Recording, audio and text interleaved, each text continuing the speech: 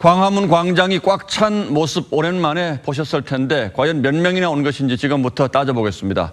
지난 주말 서초동 집회 당시 여당이 200만 명이 왔다고 주장했고 오늘 한국당에서는 그보다 많은 300만 명 이상이라는 얘기도 나왔습니다만 이 두 주장은 객관적인 사실에 근거한 것이라기보다는 기싸움의 측면이 있죠.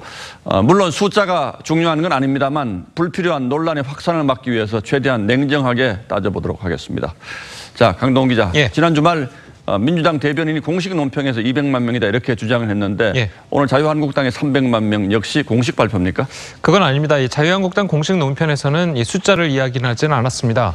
이 300만 명이라는 숫자는요, 이 한국당이 기자들에게 돌린 문자 메시지에서 나온 겁니다. 한국당 관계자 말을 들어봤더니 지난 서초 촛불 집회 때 민주당이 200만 명이 왔다고 공식 논평을 낸 것에 대해서 그때보다 우리가 더 많다. 뭐 이런 일종의 풍자 성격이 있다는 겁니다.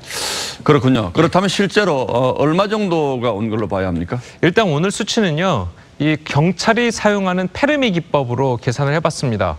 이 페르미 기법이라는 것은 이 집회가 열린 곳의 면적의 3.3제곱미터당 이 섰을 경우에는 성인 9명이 그리고 앉았을 경우에는 성인 5명이 들어간다는 전제로 계산하는 방법인데요. 예.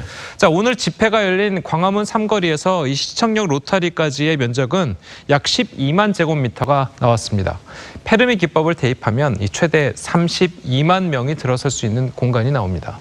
자, 물론 주변 골목들 그리고 서울역 앞에서 숭례문 앞까지도 이 사람들이 이어졌다는 것을 감안하면 참석자는 더 늘어날 수도 있습니다. 지난번 서초동 촛불 집회와 비교하면 어떻습니까?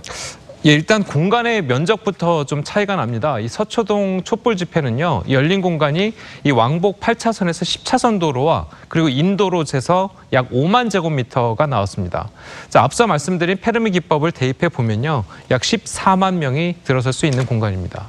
자, 오늘 집회가 양복 12차선 도로와 인도까지 12만 제곱미터, 이 최대 32만 명이었다는 점을 감안해보면 이 수치상으로만 봐도 이 오늘 참석자 수가 2배 이상 더 많이 온 것으로 나오고 있습니다.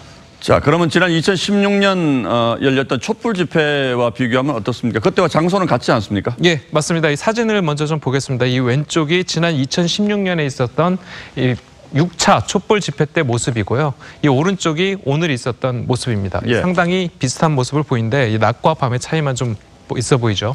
자, 그런데 당시 주최 측은 촛불 집회 때 170만 명이 왔다고 했었습니다. 자, 페르미 기법을 대입한 경찰은 32만 명이 왔다고 발표를 했습니다. 이 방식으로 경찰이 집계를 하기 때문에 대형 집회 때마다 항상 축소 발표한다는 비판이 있었고 예. 그래서 이 이후부터는 아예 발표를 하지 않는 거죠? 예, 맞습니다. 이 사실 페르미 기법이라는 게요, 이 집회에서 왔다 갔다 하는 유동인구까지를 다 계산한 게 아니라서 이 체감보다 훨씬 적은 숫자가 나옵니다. 그래서 비판을 많이 받아왔죠. 자, 서초동 촛불 집회든 오늘 광화문 조국 반대 집회든 이 연인원을 일일이 세어본다면 이 오늘 말씀드린 페르미 기법보다 훨씬 많은 숫자가 나올 수 있습니다. 예, 거듭 말씀드립니다만 국민들이 이렇게 반으로 나뉘어서 광장에 계속 모이는 상황이 이어지는 건 뭐 그야말로 국가적 불행이라고 할 수 있겠죠. 예. 더 이상 숫자 세는 일도 없었으면 좋겠습니다. 예. 예, 강동원 기자 잘 들었습니다.